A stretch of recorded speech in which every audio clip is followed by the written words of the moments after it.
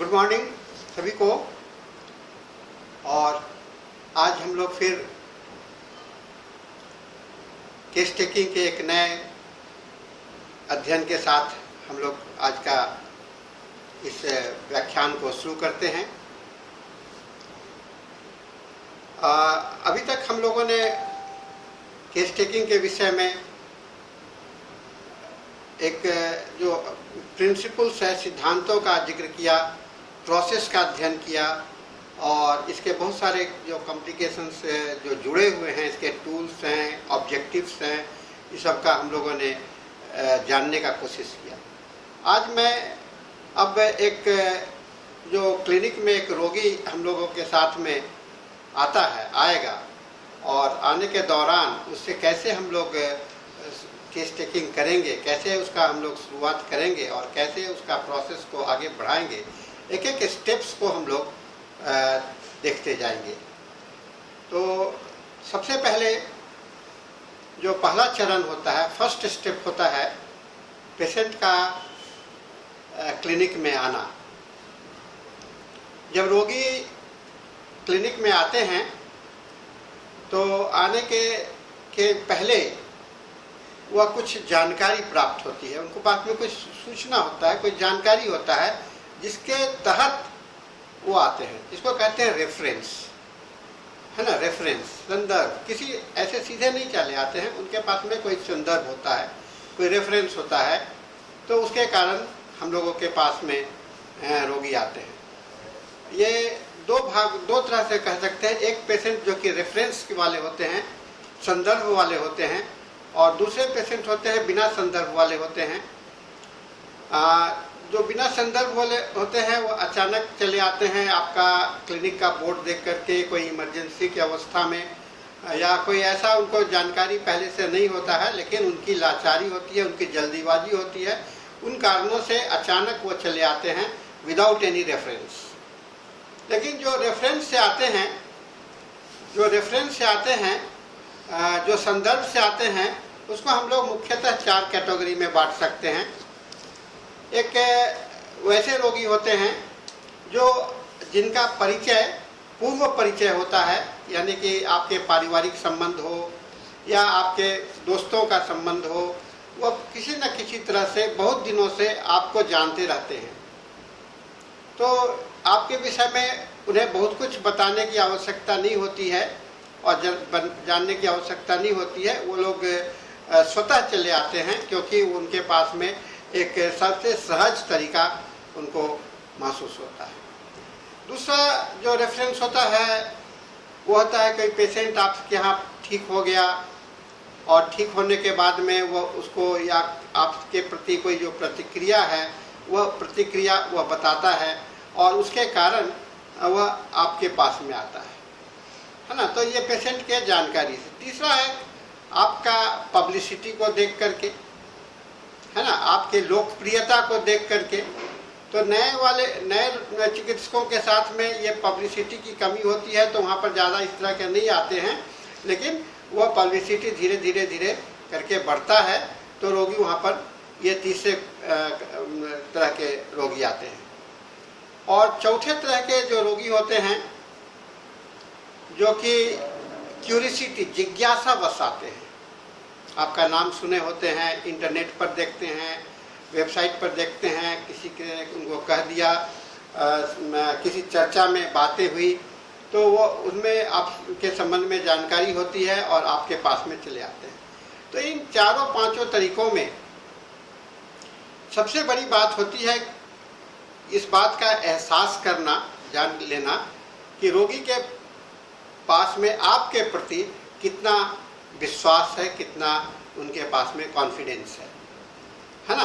तो पहले वाले में तो मैंने बताया कि कॉन्फिडेंस मुख्यतः होता ही है, और जो रेफरेंस पेशेंट ठीक हो गया है उसमें भी उम्मीद बहुत ज़्यादा होता है, और जो नेट वेब आते हैं उसमें क्यूरियोसिटी होती है, जिज्ञासा होती है, और उनको होम्योपैथी के विषय में या किसी कारण से उनको है। और एक लास्ट तरीका ये भी होता है कि अल्टरनेटिव, किसी भी वो सभी जगह से निराश हो गए हैं और निराश होने के बाद में आपके पास में चले आते हैं। तो ये सभी तरह के रोगी जो आपके पास में आएंगे, तो उनका जब आपके पास में आने के बाद में आपकी प्रतिक्रिया, आपका उनके साथ में जो व्यवहार होगा, उसको हम लोग कहते हैं रणनीति तहत होता है। यानी कि जैसा स्थिति रहता है उसी हिसाब से आपको परिवर्तन करना पड़ता है, ठीक है ना। तो ये है क्लिनिक, आप आने के पूर्व की बात हुई। आपके क्लिनिक में आने के पहले माने प्री केस टेकिंग और प्री इंफॉर्मेशंस के हिसाब से आपके पास में आए, और आने के पश्चात आपका साथ में उनका इंटरेक्शंस होता है। क्लिनिक के कई एक प्रकार होते हैं। ओपीडी क्लिनिक होता है जहाँ की रजिस्ट्रेशन की व्यवस्था होती है। आप अपने क्लिनिक में भी अगर बड़े पैमाने में बनाते हैं तो वहाँ पर आपके काउंटर होते हैं जो कि आपका फर्स्ट है, आपके अटेंडेंट्स होते हैं, वो उसको पहले उनसे मिलते हैं, उनके पास में आपका उनका पूरा रजिस्ट्रेशन करते हैं, उनकी जांच सूचना लेते हैं और उसके बाद में आपको पास में भेजा जाता है। कुछ क्लिनिक ऐसा भी है, देखने में हम लोग होम्योपैथी में हम लोग देखते हैं जहाँ की डॉक्टर ही सभी कुछ होता है, सर्वे सर्वा होता है और सीधे डॉक्टर से उसका संपर्क होता है। तो हमें दो बात को ध्यान में रखना पड़ेगा। एक जो कि आपके क्लिनिक में आने के पश्चात रजिस्ट्रेशन के लिए व्यवस्था जहाँ पर है, वहाँ पर सारे नाम, पता और बायोडाटा उनके ले लिए जाते हैं।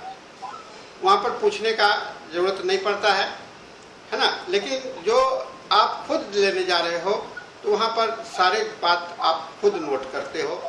इसको कहते हैं इंट्रोडक्टरी पार्ट, है ना, इंट्रोडक्टरी। और इसको हम लोग स्टैटिस्टिक पार्ट भी बोलते हैं। स्टैटिस्टिक पार्ट हमारे क्लिनिक के लिए, आपके केस टेकिंग के लिए बहुत ही महत्वपूर्ण भाग होता है, क्योंकि यह भाग जो है सो रोगी के रजिस्ट्रेशन से संबंधित है और आपके अपने अध्ययन के लिए और रोगी के साथ में मैं हर एक जो इसके जो एलिमेंट्स हैं, सभी एलिमेंट्स का मैं एक एक करके जिक्र करूंगा कि कैसे इनका महत्व आपके क्लिनिक पर और आपके जानकारी के लिए। दो बात है, आप अपने अनुभव को बढ़ाने के लिए, दूसरा रोगी के विषय में विशेष जानकारी प्राप्त करने के लिए, तीसरा दवा चुनाव में आपका कैसा उसका सहायक हो सकता है, और पांचवा आप स्टैटिस्टिक, आपके रिसर्च पर्पस के लिए इसका यूज किया जा सकता है।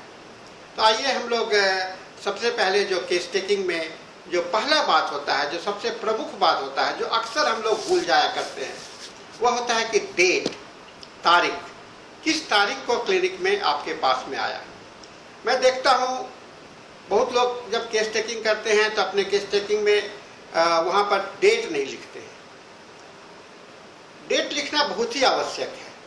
बिना डेट के आप शुरू करते हैं तो ये आप तुरंत आपको पहला ही बात, क्योंकि आपका इंगेजमेंट्स हमें हर एक चीज़ को याद रखने नहीं देगा, और आप कितने ड्यूरेशंस के बाद में पेशेंट को बुला रहे हैं, ये इसका निर्णय नहीं हो पाता है। तो ऐसे में जब नहीं हो पाता है तो हमें काफ़ी कठिनाई का सामना करना पड़ता है, और आप कितने दिन से उसका इलाज कर रहे हैं, बाद में आप इसका अंदाज़ा नहीं लगा पाइएगा, कैलकुलेशन नहीं कर पाइएगा। इसलिए सबसे पहले तो हम लोग डेट को जोर से नोट कर लिया करें। उसके बाद में आता है नाम। नाम का लेना बहुत ज़रूरी होता है। नाम तो देना ही पड़ेगा, क्योंकि नाम में भी बहुत सारे मीनिंग जुड़े हुए हैं। हर एक व्यक्ति का नाम अलग अलग होता है। यह आइडेंटिफिकेशन पार्ट के अलावा आपको पेशेंट के पर्सनैलिटी की भी पहचान देता है। मैं नाम के महत्व पर थोड़ा सा बताना चाहूँगा। किसी के व्यक्ति का नाम कैसे रखा जाता है। माता पिता रखते हैं, कोई भी अपना नाम नहीं रखता है, और माता पिता जो नाम का सिलेक्शन करते हैं उसके पीछे में उनकी भावनाएं होती हैं। माता पिता का एक अपना भावना होता है कि इस भावना के तहत, ऐसे ही नहीं रखते हैं सभी लोग। जो नामकरण का कार्यक्रम है, हर एक रिलीजन में, हर एक धर्म में नामकरण के लिए एक समुचित प्रयास किया जाता है और कोशिश की जाती है। इसे काफ़ी रिलीजियस वे में लोग अपने अपने ढंग से नामकरण करते हैं। तो ये जब नाम करने के पहले उनकी उम्मीदें होती हैं, माता का पिता का एक उम्मीद होता है कि मेरा लड़का बड़ा होकर के ऐसा बनेगा, मेरे उनके उनके हिसाब से चलेगा। तो जब पेशेंट आपके पास में आया, जिस भी उम्र में आया, तो वह आपको ये देखना पड़ेगा कि नाम के अनुकूल उसका पर्सनैलिटी है कि नहीं, है ना। यानी कि अपने माता पिता के हिसाब से चला या खुद अपने हिसाब से चला।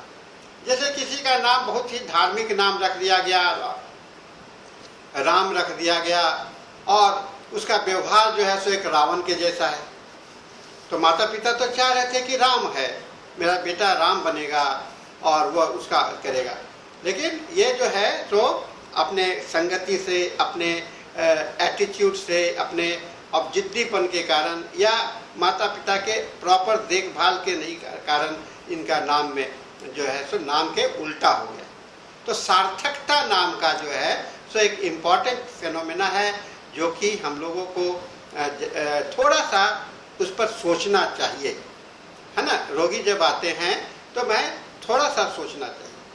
दूसरी बात होती है कि जब नाम के सार्थकता की बात आती है तो रोगी को कितना अपने नाम के प्रति लगाव है। मैं इस बात को बहुत ज़्यादा महत्व देता हूँ, क्योंकि रोगी को अपने नाम के प्रति अगर लगाव होता है तो अपने अनुरूप उसको हिसाब से ढालने का कोशिश करता है।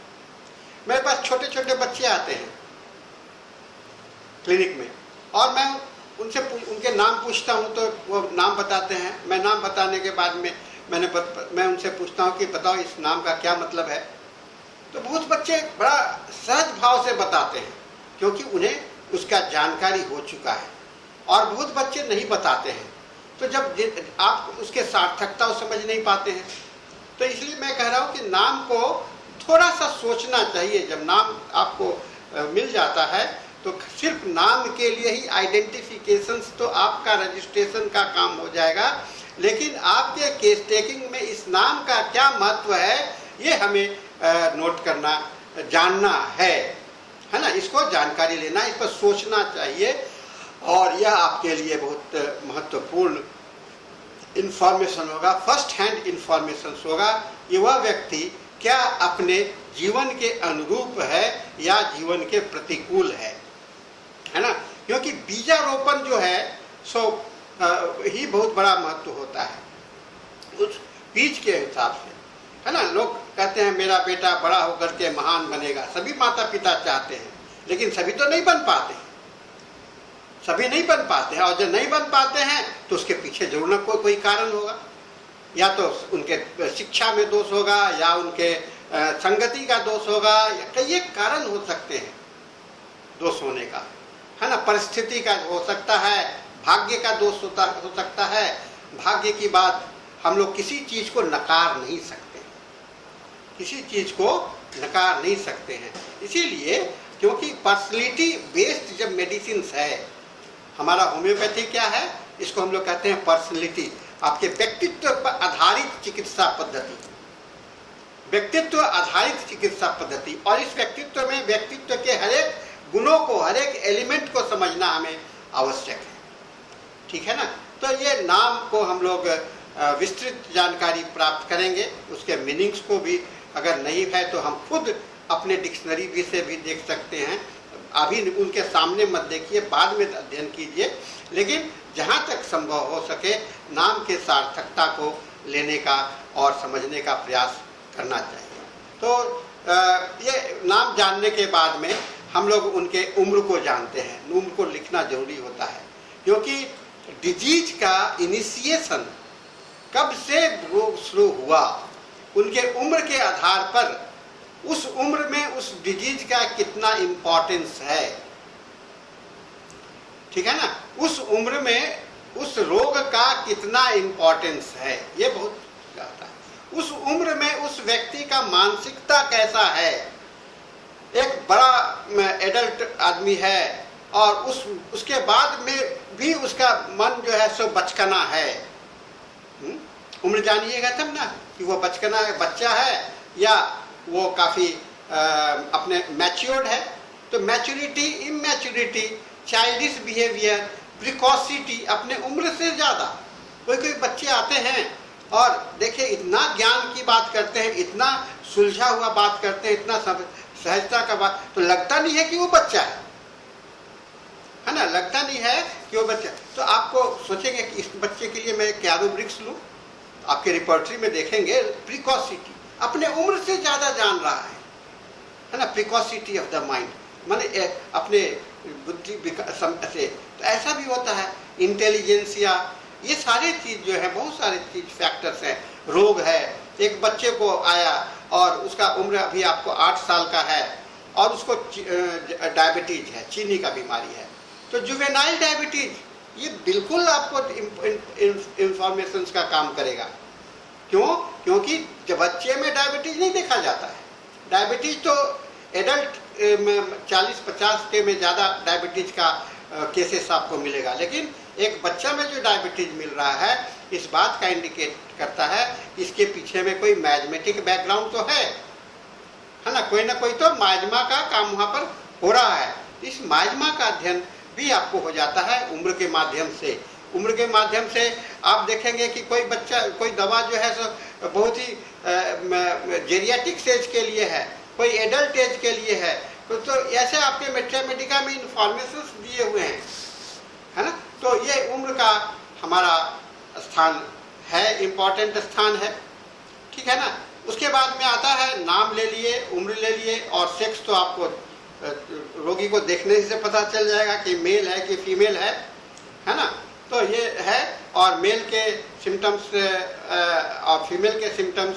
लेकिन एक तीसरा कैरेक्टर और भी हम लोग देखते हैं मेल फीमेल के। अगर वह मेल है तो कितना मेल है, फीमेल है तो कितना फीमेल है ना। आपके जब देखिएगा तो व्यवहार, एक लड़का का व्यवहार एक लड़की के जैसा, एक लड़की का व्यवहार लड़का के जैसा। तो फेमिनाइन कैरेक्टर और मैस्कुलिन कैरेक्टर आपके रूब्रिक्स है ना, रूब्रिक्स है। तो ये सब चीज़ जो है से हमें दिमाग में रखना। मैं इसलिए बात को चर्चा कर रहा हूँ, ये केस टेकिंग के समय में इस बात को गौर करने का, आपको ऑब्जर्वेशंस करने का, सुनने का, देखने का उसमें मदद करेगा, है ना। अगर वह मेल है तो मैस्कुलिन बिहेवियर है कि नहीं, वो मेल कैरेक्टर उसमें ज़्यादा है या फीमेल कैरेक्टर है ना। तो ये देखना पड़ता है। एक गर्लिश लुकिंग मेल बॉय, लड़की के जैसा दिखने वाला लड़का, लड़का के जैसा मैनिश लुकिंग गर्ल, माने आदमी के मर्द के जैसा दिखने वाला लड़की।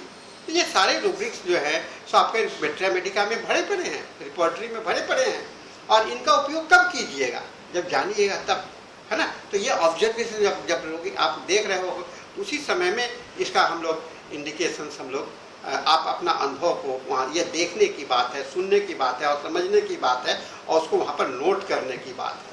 क्योंकि छूट जाता है कैसे, जब आप एनालिसिस करने लगिएगा तो उस समय में यह छूट जाता है और आगे आप नहीं बढ़ पाते। तो आपका हो गया, नाम हो गया, उम्र हो गया, सेक्स हो गया, और सबसे पहले डेट हुआ, ठीक है। अब इसके बाद में हम लोग उसका पता को नोट करते हैं। पता कितने होते हैं? एक तो नेटिव प्लेस होता है, जहाँ से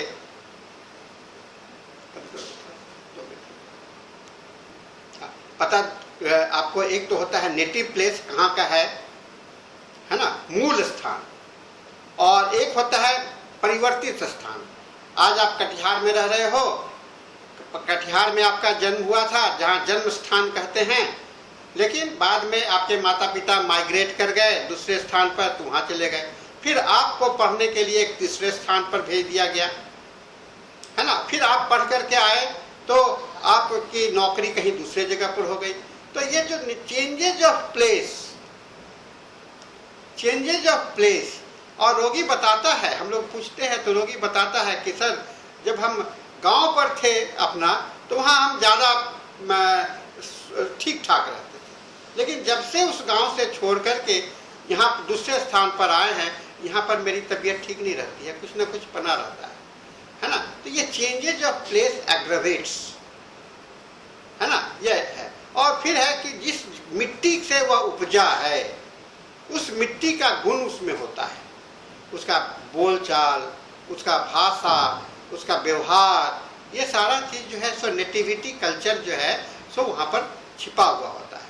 तो इसको हम लोगों को जब तक आप ध्यान से उसके प्लेस को देखिएगा, और ये खाली इतने पर संतुष्ट मत हो जाइए कि उसका नेटिव प्लेस क्या है, ठीक है ना। उसका नेटिव प्लेस है और उसका चेंज ऑफ प्लेस है, और चेंज ऑफ प्लेस में आप देखिए कि वह कितने जगह पर चेंज किया है ना, कितने जगह पर चेंज किया है, कितने जगह पर किन कारणों से चेंज किया है, ये भी जरूरी है। किन कारणों से, है ना, पढ़ने के लिए गया था, नौकरी के लिए गया था, उसे भागना पड़ा था, घर से भाग करके गया था। हम लोग देखते हैं गांव के बहुत सारे बच्चे होते हैं, थोड़ा सा बड़े होते हैं, बड़े होने के बाद में भाग करके बॉम्बे चले जाते हैं, कलकत्ता चले जाते हैं, और वहाँ पर जाके मजदूरी करते रहते हैं। फिर कुछ समय के बाद में वह फिर घर लौट करके आते हैं। तो इस तरह का जो हैबिटेट का जो पोजीशन है, बहुत महत्वपूर्ण अध्ययन होता है रोगी के। हम लोग रोगी के संपूर्ण जीवन का कहानी जानना है, और इस सब में पूछने की बहुत समय नहीं लगता है। इसमें आपको कम ही समय में, खाली मैं पहले से आप अवगत रहेंगे, पहले से कॉन्शियस रहेंगे कि इन बातों पर ध्यान रखना है, तो उसे हम लोग आसानी से समझ सकते हैं। पता लेने के बाद में हम लोग उसके रिलीजन पर भी आते हैं। धर्म, हम लोग जन्म से मनुष्य होते हैं, चाहे वह हिंदू हो, मुस्लिम हो, क्रिश्चियन हो, सिख हो, ईसाई हो, लेकिन धर्म के साथ में जैसे ही जन्म लेने के बाद में जिस वातावरण में, जिस परिवार में हमारा जन्म हुआ, उसके संस्कृति को अपनाते हैं, उसके संस्कृति को अपनाते हैं, वहाँ के मूल भावना को, इसको बैप्टाइजेशन भी कहते हैं, है ना, आपका यज्ञोपवीत संस्कार भी कहते हैं। तो एक माने अकॉर्डिंग टू जन्म के बाद में आपने तो मनुष्य के रूप में जन्म लिया, लेकिन जन्म लेने के बाद में आप हिंदू बन गए, आप मुस्लिम बन गए, आप क्रिश्चियन बन गए, यानी कि चेंज आपका हुआ।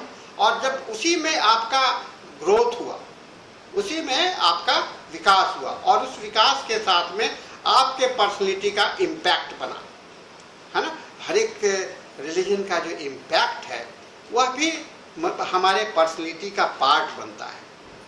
तो हमें रिलीजन को जानना जरूरी है, और उस पारिवारिक कल्चर का जानना हमें बहुत ही जरूरी है। परिवार का कल्चर क्या है, संस्कार क्या है, ये जानना जरूरी है रिलीजन के साथ में, है ना। रिलीजन, धर्म में हमारे एक ही धर्म के अंदर में कई एक जातियाँ होती हैं, उन सभी जातियों का कुछ ना कुछ विशेषता होता है अपने हिसाब से, मनुष्यता के हिसाब से। यह अगर जानकारी आपको होती है तो उसके मूल परिवर्तन, हमें, मेरा मुख्य काम, केस टेकिंग का मुख्य काम, हमारा सारा रणनीति होता है लक्षण को बुलाना, तो एक पर्सनैलिटी को आइडेंटिफाई करना, यही हमारा लक्ष्य है, यही हमारा सबसे बड़ा रिक्वायरमेंट्स है। तो ये हम लोग पर्सनैलिटी को जानने के लिए ये करते हैं। तो आपने पता नोट किया, चेंज ऑफ हैबिटेट को नोट किया, और उसके बाद में आप नोट करते हैं उनके रिलीजन को नोट करते हैं। अब आप आइए उनके इनकम स्टेटस पर, बहुत इम्पोर्टेंट है। पैसे का महत्व, और पैसा जिंदगी को बहुत बड़ा प्रभाव डालता है ना। आर्थिक स्थिति जो है सो बहुत बड़ा प्रभाव डालता है। कोई आदमी जिंदगी भर एक एक पैसे के मोहताज होते हैं, उनके लिए पैसे के महत्व होते हैं। बाद में चल करके उनके पास में पैसा बहुत आ जाता है, और उसमें उनके व्यवहार में परिवर्तन आ जाता है, उनके व्यक्तित्व में परिवर्तन आ जाता है। या एक बच्चा बहुत सी पैसे में ही जन्म लिया, है ना, born with the silver spoon in the mouth, कहते हैं ना, चांदी के चम्मच के साथ उसने जन्म लिया अपने मुंह में, और उसके उस लाड़ प्यार में उसका बिगड़ गया, है ना। तो वह उसके काफ़ी इसके कारण बिगड़ गया, और बहुत बड़ा पैसा में हुआ था, आज वह निर्धन हो गया, ठीक है ना। ये चेंज ऑफ जो है आर्थिक स्थिति, और वर्तमान आर्थिक स्थिति और पूर्व का आर्थिक स्थिति, है ना, ये आपको हमें जानकारी मिलता है। तो आर्थिक स्थिति नोट करते हैं। अब आते हैं हम लोग उसके प्रोफेशन पर। देखिए, इसमें जो मैं पूछ रहा हूँ उसमें वो एक दो पॉइंट आप आगे पीछे भी नोट कर सकते हैं। अगर जानकारी पहले से हो जाता है तो आगे पीछे होता है, लेकिन आप अपना फॉर्मेट अपने ढंग से बनाइए कि इससे आपको लिखने में सहूलियत हो। रिकॉर्डिंग तो आपको करना है, मैं तो बता रहा हूँ मैं अपने ढंग से, लेकिन रिकॉर्डिंग आपको करना है। आगे पीछे आप इसमें कर सकते हैं इस आइडेंटिफिकेशन पार्ट। तो आपका प्रोफेशन आता है। प्रोफेशन मतलब कि आपका जो क्या कार्य का व्यवसाय क्या है ना। व्यवसाय को दो मोटा मोटी भाग में बांटते हैं। एक भाग होता है जो शारीरिक व्यवसाय और एक होता है मानसिक व्यवसाय। शारीरिक श्रम से जो जीने वाला है और एक मानसिक श्रम से जीने वाला है। ठीक है, ये दो मोटा मोटी भाग है।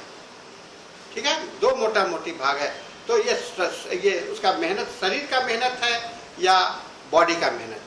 अगर ये मन का मेहनत है तो मन का मेहनत है तो वह खाली उसका शरीर ज़्यादा काम नहीं कर रहा है ना। आपके जनरलिटी चैप्टर में रूब्रिक्स है सेडेंट्री हैबिट्स, एक रूब्रिक्स है माइंड में occupations ameliorate, industrious nature, industrious nature, ये सारे रूब्रिक्स हैं। ये सब जो है सब इसका इस्तेमाल करने का आपको मौका मिलेगा, उसके पर्सनैलिटी में जोड़ने का मौका मिलेगा अगर ऐसा आप उसके व्यवसाय के विषय में विस्तृत जानकारी देते हैं। व्यवसाय में एक चेंजिंग का भी बहुत बड़ा फैक्टर आता है। एक आदमी एक नौकरी को पा लिया और वहीं पर जिंदगी भर उस नौकरी में रह गया, उसी में रह गया, सरकारी दफ्तर में गया और सरकारी दफ्तर से ही रिटायर कर गया। एक आदमी एक नौकरी लिया, उससे संतुष्ट नहीं हुआ, फिर उसने चेंज किया, फिर चेंज किया, कंटिन्यूअसली चेंज कर रहा है। और किसी को चेंज करना पड़ जाता है, किसी को चेंज करना पड़ जाता है। तो ये सब जो है हम लोगों के लिए एक है, सबको बीते जानकारी लेंगे तो आपको बहुत अच्छा महत्व मिलेगा, बहुत अच्छा इंफॉर्मेशन मिलेगा। नेटिव के विषय में जो है उसका आप देखिएगा हर एक जगह का जियोग्राफिकल कंडीशंस, कहाँ जियोग्राफिकल कंडीशंस माने आपका किस ज्योग्राफी से वह आया है उसका प्रभाव होता है। अगर वह नमी वाले जगह में पैदा लिया है तो उसमें कितना वह एडजस्टेड है, उसको तो ज़्यादा ठंडा नहीं लगना चाहिए क्योंकि तो एडजस्ट अभ्यस्त है, अभ्यस्त हुआ कि नहीं हुआ, उसमें एकोमोडेटेड हुआ कि नहीं हुआ, ये सारी चीज़ों की जानकारी हमें चाहिए। मैं देखता हूँ कि पर्टिकुलर कटिहार से जो रोगी हमारे पास में आते हैं, वेस्ट चंपारण से जो रोगी आते हैं मेरे पास में, उन सभी के शरीर के बनावट में उस मिट्टी का छाप होता है और उसके अनुरूप उनके अंदर में गर्मी, ठंडा और इसको या बरसात, नमी, ये सारे चीज को सहने की क्षमता अलग अलग बदल जाती है अभ्यस्तता के कारण। जीवन में किसी चीज को अभ्यस्त हो जाना उसके एक पार्ट ऑफ द लाइफ बन जाता है, वह जीवन का एक परंपरा बन जाता है और यह पार्ट ऑफ द लाइफ बहुत इंपॉर्टेंट होता है। उसको हम लोग एक नॉर्मल फेनोमेना के रूप में मान के चलते हैं, पार्ट ऑफ द लाइफ, जीवन का अंग है ना। जीवन का अंग, जीवन का अंग उतना ही नहीं है जो कि आप जिसको लेकर के आप पैदा लिए।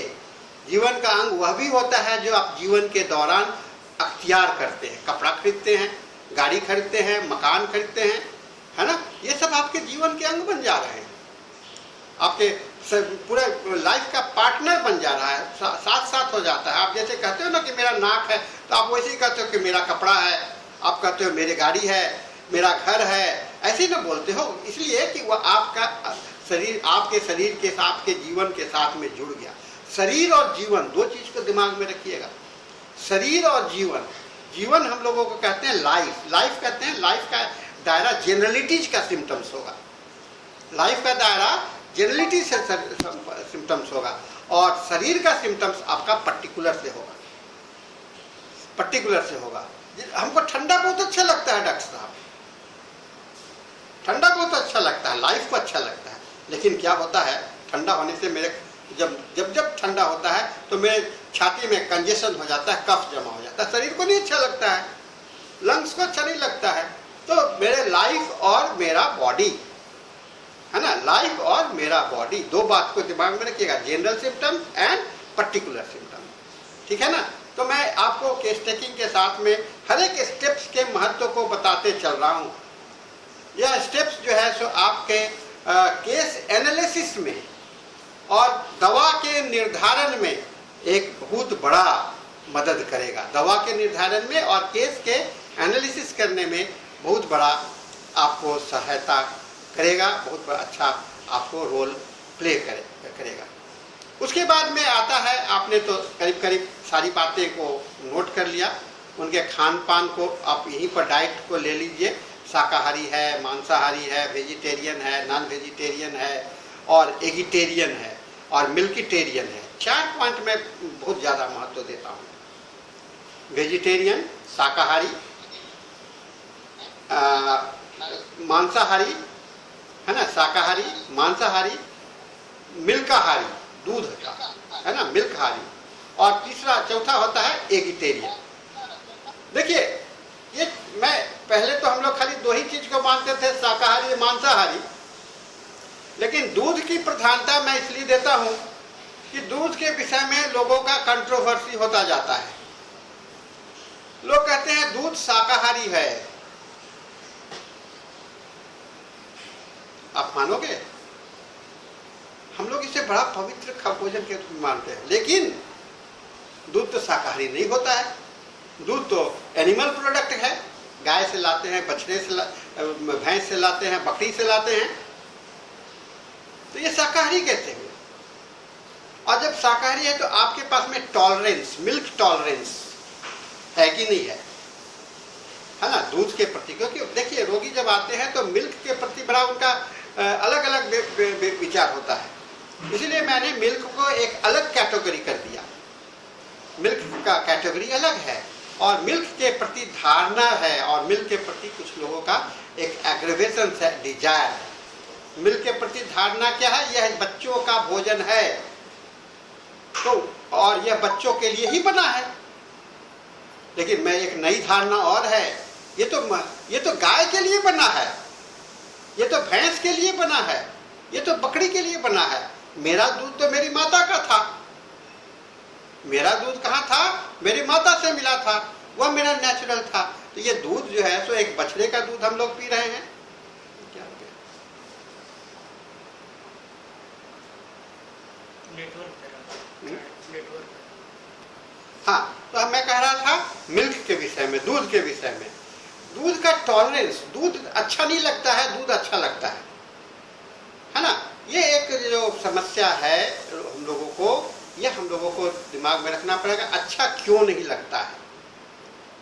तो हम लोग ये उनके डाइटिक हैबिट को ले लेते हैं, डाइटिक बिहेवियर को ले लेते हैं। डाइटिक बिहेवियर बहुत इंपॉर्टेंट बिहेवियर होता है, और हम लोगों को इस बात का दिमाग में रखना है। शाकाहारी, मांसाहारी, एगिटेरियन अंडे के विषय में मैं कहता हूँ। अंडे के महत्व क्या है? अंडे को भी लोग 2 कैटेगरी में बांटते हैं। अंडा एक शाकाहारी है और अंडा एक मांसाहारी है। तो हमारे समाज में जो जिस खाने का, जिस भोज्य पदार्थ का जो मान्यता है, उस मान्यता के साथ में उस व्यक्ति का क्या लगाव है, रुचि है और लगाव है, और उसे रोग का जुड़ाव है, ये हम लोगों को अध्ययन करना जरूरी होता है। ये हम लोगों का एक महत्वपूर्ण विषय होता है। तो ये तो आपके हो गए एक पूरा पेशेंट का प्राथमिक, जिसको कहते हैं फर्स्ट हैंड इंफॉर्मेशन, रोगी का एक प्राथमिक अध्ययन हो गया, फर्स्ट हैंड इंफॉर्मेशन हो गया, जो आपके स्टैटिस्टिक भी बता रहा है, जो आपका स्टैटिस्टिक भी बता रहा है,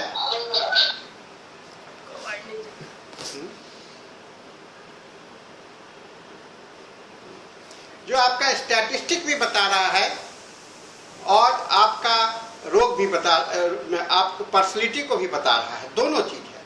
तो पहला जो चैप्टर है, पहला जो स्टेप्स है, एक सबसे बड़ा इंपॉर्टेंट स्टेप्स है, और इसमें आपकी रुचि, अगर आपका यह रजिस्ट्रेशन पहले से होकर के आया है, तो आपको हर एक चीज को एक बार देख करके इसका अवलोकन करना चाहिए, इसका पुनर्जांच करना चाहिए एज ए फिजिशियन।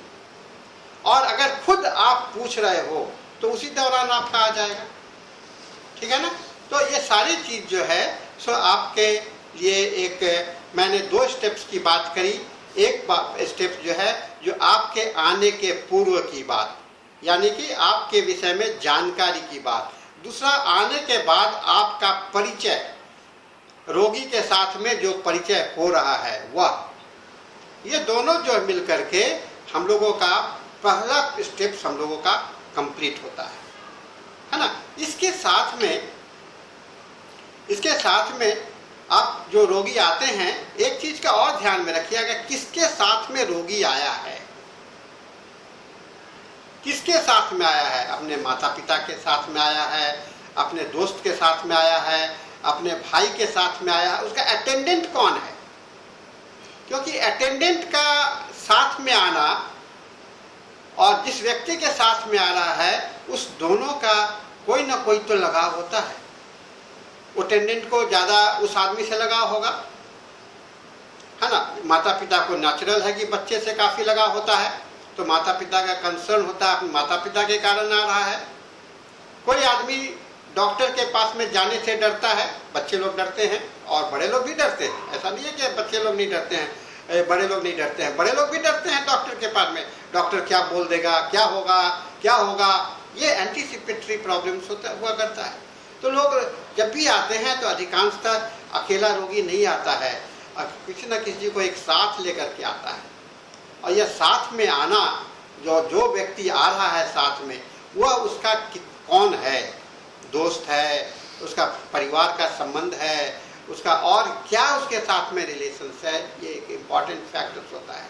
क्योंकि अटेंडेंट जो आपको केस टेकिंग में जो अध्ययन करना है, पेशेंट की भाषा, अटेंडेंट का रिमार्क्स, अटेंडेंट का ऑब्जर्वेशंस और आपका खुद का रिमार्क, ये तीनों को मिलाना है ना। आप पेशेंट क्या बोल रहा है, अटेंडेंट क्या बोल रहा है और मैं क्या देख रहा हूँ, ये जब तीनों मिलते हैं तो हमारा वो क्लैरिटी के बाद में वस्तुतः हमें क्लैरिफाई करना, हमें क्लैरिफाई करना, हमें सच्चाई के पास पहुंचना, रियलिटी के पास में पहुंचना, ये हम लोगों का केस टेकिंग का उद्देश्य होता है। तो ये इंट्रोडक्शन पार्ट के माध्यम से हम लोगों ने विषय प्रवेश किया, उसके जीवन में इंट्रोडक्शन से। इसको हम लोग कहते हैं दरवाजा, इसको कहते हैं डोर, दरवाजा में आपकी चाबी, आपने चाबी लगाया, वह दरवाजा खुला, है ना। दरवाजा खुला और दरवाजा खुलने के पश्चात आपके पास में अचानक एक नया दुनिया जैसा देखना चाहिए। कहा जाता है ये दरवाजा जो है खुलता है तो हमें एक नए दृश्य का उम्मीद करना चाहिए, और नए दृश्य, नए सिचुएशंस का उम्मीद कीजिएगा तो आपको नया लक्षण दिखलाई पड़ेगा। वह पेशेंट दूसरे रोगी से कैसे भिन्न है, ये समझने का कोशिश करना है। एक पेशेंट दूसरे रोगी से कितना भिन्न है। मैं देख रहा था किताबों में, ये ऑर्गेनल में लिखा है कि हर एक मेडिसिन एक उसका अपना फीवर होता है, उसका अपना अलग बुखार होता है। ये एफआई नंबर 239 में, और ये हनीमैन साहब लिखते हैं हर एक मेडिसिन अलग फीवर को रिप्रेजेंट करता है, यानी कि हर एक व्यक्तित्व अलग होता है। तो हाउ मच डिफरेंट। और कहा गया है कि every new patient we undertake we enter into the new world, नई दुनिया में जाते हैं। एक व्यक्ति जो आपके सामने में बैठा है, आया है, क्या आया है, एक नया दुनिया आया है, एक नया संसार लेकर के आया है, एक नया उम्मीद लेकर के आया है ना। ये सारे नए, तो नयापन उसमें क्या है, उसको पुराने के अगर मेमोरी में रखिएगा तो वह आपको नया नहीं दिखलाई पड़ेगा, समझ रहे हैं ना। पुराने चीज को दिमाग में रखिएगा, अरे वो तो ऐसा रोगी है, इसमें पूछने का आंख बंद हो जाएगा, दरवाजा बंद हो जाएगा, आपका केस टेकिंग कंप्लीट हो जाएगा, आप आगे नहीं बढ़ पाइएगा।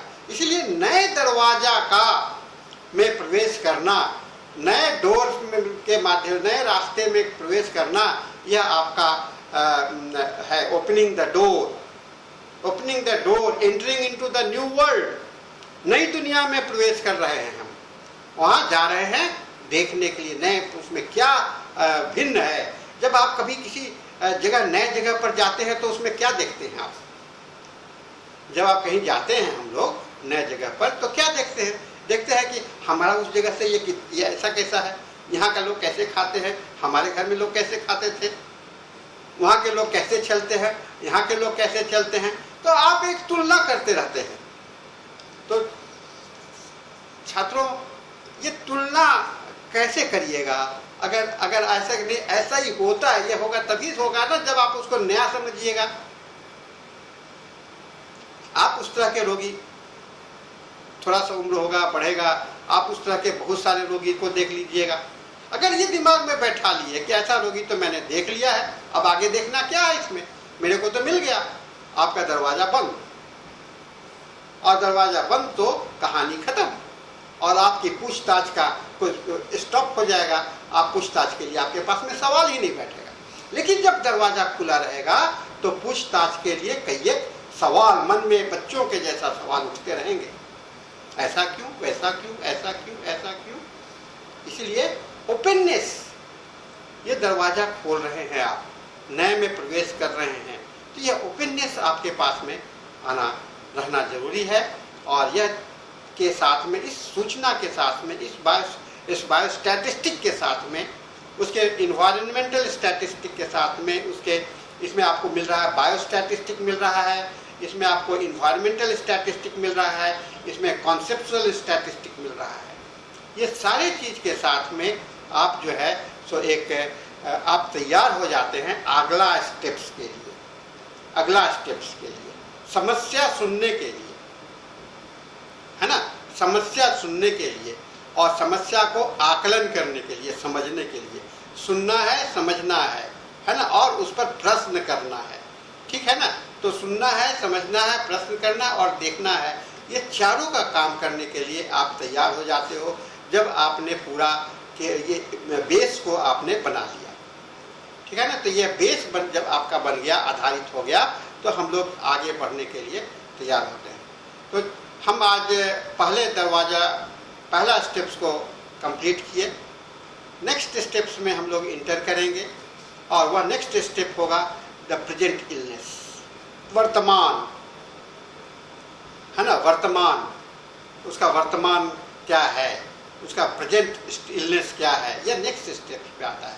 यह भी एक लंबा स्टेप्स होगा।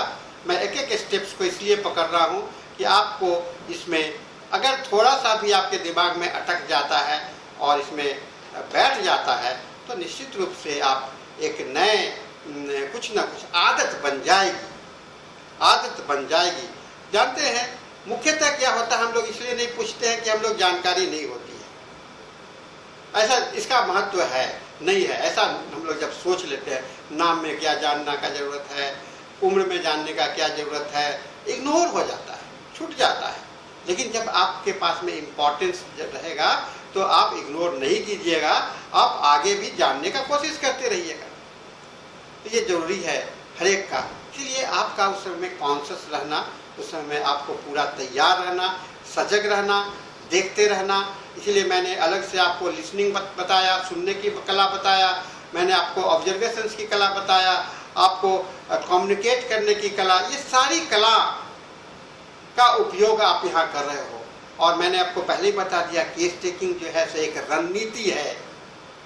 रणनीति में पहले से कोई भी चीज, कौन सा बात पहले होगा, कौन सा बात होगा बाद में, यह फिक्स नहीं होता है। आपको मौके पर अपना दिमाग लगा करके उसको शुरुआत करना। अलर्टनेस, आपकी सजगता, आपका अलर्टनेस आपके सक्सेस का राज बनेगा, आपका सफलता का राज बनेगा, आप उसमें सही हो पाएंगे। तो इस चीज़ को हम लोग ध्यान में रखिए। और मैं इनके साथ में मैं सोच रहा हूँ कि आज का लेक्चर को मैं लेक्चर को यहाँ पर ख़त्म करूँगा और आपसे उम्मीद करूँगा एक बार ये वीडियो आपको पोस्ट हो जाता है, इसको दोबारा सुनिए और किताबों में भी पढ़ने का कोशिश कीजिए। हर एक पॉइंट पर जो मैंने जो चर्चा किया है, हर एक पॉइंट को थोड़ा सा दिमाग में सोचिए और कल्पना करिए, आसपास के अपने लोग, अपने नाम के विषय में सोचिए, अपने दोस्तों के नाम के विषय में सोचिए, अपने पिता माता के नाम के विषय में सोचिए, और सोचिए कि इनके नाम में और इनके में क्या कंपैरिजन है ना, क्या तुलना है, क्या उनके साथ में उनका रिलेशन है, नाम और व्यक्ति के बीच में क्या रिलेशन है। ऐसे करने का जब प्रैक्टिस कीजिएगा तो यह आपके लिए एनालिसिस करने का काम जो है सो काफ़ी अच्छा हो जाएगा। तो छात्रों, आज मैं इस विषय को यहीं पर समाप्त करता हूँ। कल दूसरे दिन हम लोग फिर इसके नए स्टेप्स पर चलेंगे और नए दुनिया में फिर चलने का फैसला करेंगे। तो थैंक यू आज के लिए।